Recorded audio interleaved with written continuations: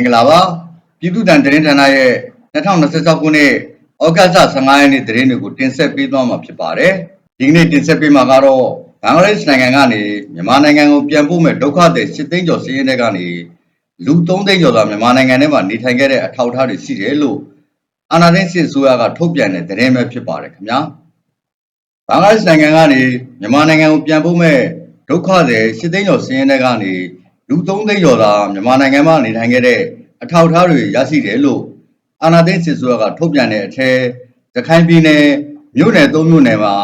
လူဦးရေ9သိန်း4သောင်းကျော်သာရှိနေပါတယ်လို့နိုင်ငံသားရေးဝန်ကြီးဌာနကဩဂတ်လ15ရက်နေ့ကထုတ်ပြန်ပါတယ်ဘင်္ဂလားဒေ့ရှ်နိုင်ငံဘက်ကနေမြန်မာနိုင်ငံဘက်ကိုနေရစွန့်ခွာသူများစည်းရင်အဖြစ်လူဦးရေအမည်ရှင်8သိန်း28,824ဦးပေးပို့ခဲ့ရာ31ရက်နေ့9လပိုင်း2026ရက်နေ့အထိ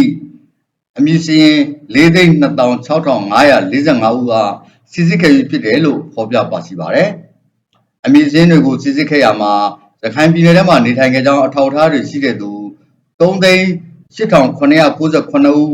အကြမ်းဖက်လုပ်ရပ်တွေနဲ့ကျူးလွန်ခဲ့သူ4,241ဦးနဲ့ရခိုင်ပြည်နယ်ထဲမှာနေထိုင်တယ်လို့အထောက်အထားမတွေ့ရှိသူ1,13,509ဦးစစ်စစ်တွေ့ရှိရတယ်လို့ဖော်ပြပါတယ်။မှတ်တမ်းတွေအရအာဆာအကြမ်းဖက်တိုက်ခိုက်မှုတွေမှာဖြစ်စဉ်မတိုင်မီဘူးဒီတောင်မောင်းတော့နဲ့ရသေးတောင်မြို့နယ်ထဲမှာဘင်္ဂါလီလူဦးရေ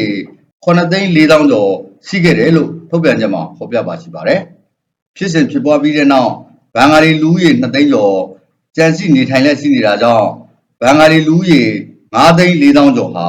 ဘင်္ဂလားဒေ့ရှ်နိုင်ငံဘက်ကိုနေရစွန့်ခွာသွားခဲ့တယ်လို့စစ်စစ်တွေ့ရှိခဲ့ရတယ်လို့ဆိုပါတယ်။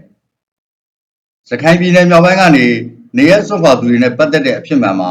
2016ခုနှစ်အောက်တိုဘာလနိုဝင်ဘာလနဲ့2019ခုနှစ်ဩဂတ်လထဲမှာအာဆာအကြမ်းဖက်အဖွဲ့ကလူအင်အားလက်နက်အင်အားနဲ့ရခိုင်ပြည်နယ်မြောက်ပိုင်းကလုံခြုံရေးရဲကင်းတွေနဲ့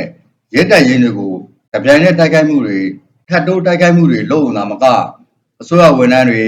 ဌာနေခံတိုင်းရင်းသားတွေကိုအကြမ်းဖက်တပ်ဖြတ်မှုတွေပြုလုပ်တာကြောင့်တပ်မတော်က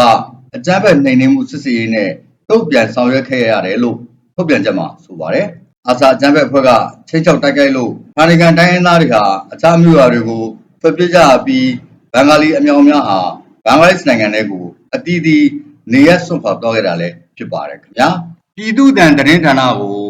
ကြည့်ရှုအားပေးကြတဲ့ပြည်သက်ပေါင်းတို့ဘေးပရာဝေးကွာပြီးကိုယ်စိတ်နှပြကျမ်းမာချမ်းသာကြပါစေလို့ဆုတောင်းမေတ္တာပို့သလိုက်ရပါတယ်ခင်ဗျာ။